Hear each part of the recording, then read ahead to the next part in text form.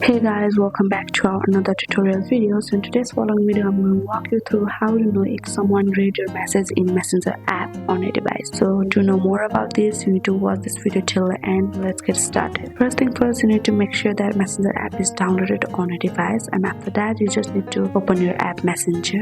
And to know if someone have read your message, first thing you just need to send the message. So here you can see the option sent is written. It means the message has been sent to the person. And after you send the message, check a little icon next to it. Like if you see a small version of the recipient's profile picture or the initial, that means they have read or seen your message.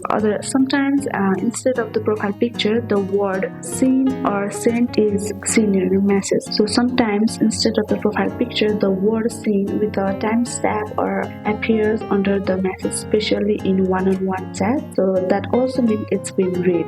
So see a check mark or deliver, something like this, delivered or sent, and not the profile picture or seen. That usually means the message has been delivered but not yet opened or read by the recipients. So that's how you can just see or know if someone have read your message or not with very easy steps. So that's it for today. Hope this video helped you. If this video helped you, do not forget to like, subscribe and hit the bell icon of our channel. Thank you and see you in the next video.